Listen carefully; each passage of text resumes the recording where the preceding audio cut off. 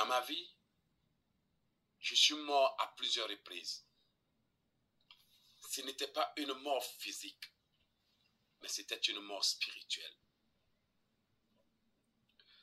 Je croyais que j'étais tout simplement bloqué. Je croyais que j'étais tout simplement en attente du plan de Dieu. Mais j'étais mort. Je croyais que je vivais jusqu'à ce qu'un jour, le Seigneur par sa grâce, alors que je l'ai appelé, crié à lui, envoie un messager. Quelqu'un a besoin d'une bonne nouvelle aujourd'hui. Je ne sais à qui je m'adresse, ou bien pour qui Dieu veut que je parle. Cette personne a besoin d'un messager de bonnes nouvelles. L'ennemi s'était assuré que je ne vois pas, que je n'entende pas.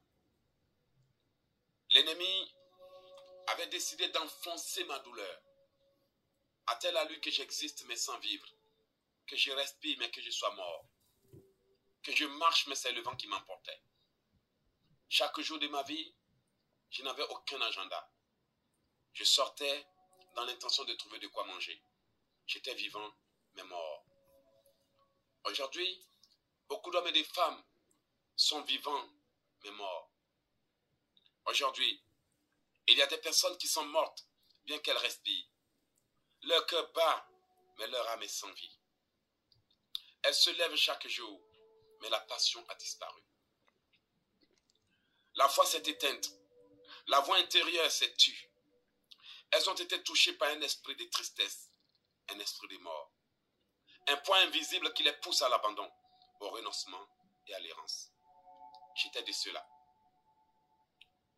Je croyais que parce que tu vis, parce que tu as du boulot, parce que tu as des amis, parce que tu es encore là, ça veut dire que tu es en vie. La parole de notre Dieu dit que le salaire du péché, c'est la mort. Sauf que je n'avais pas su que le péché, une fois consommé, produit la mort.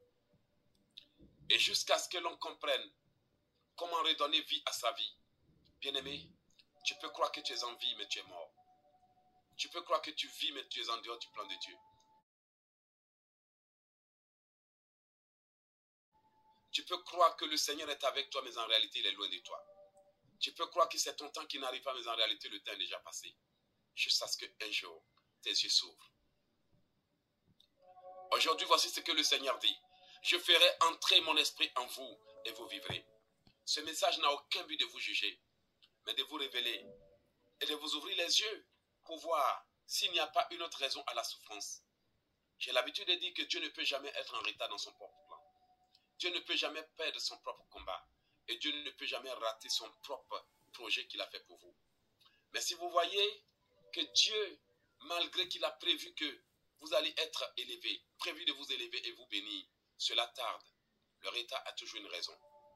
Vous savez, ce n'est pas la situation qui décide de ta vie, mais c'est l'esprit que tu portes en toi. Si l'esprit de vie te remplit, la vie revient, la force revient, la joie revient. Même les ossements desséchés peuvent reprendre vie. Le problème n'est pas ce que tu vis, mais ce que tu portes en toi. À qui est-ce que je m'adresse aujourd'hui? Autrefois, on ne pouvait me donner des conseils, encore moins me dire ce que j'ai à faire. Pourtant, j'étais mort. Comme la Bible dit, le salaire du péché, c'est la mort. Enfants de Dieu, aujourd'hui, beaucoup d'hommes et de femmes sont dans cette situation et ont besoin d'un messager de bonnes nouvelles. Il n'y a pas un seul homme, une femme, un individu que vous ayez rencontré dans la vie, avec qui vous avez des rapports intimes, des disputes, des confusions, sans que ce ne soit pour vous détruire. Toutes ces personnes n'avaient rien à faire dans votre vie. Pourtant, elles se sont retrouvées là.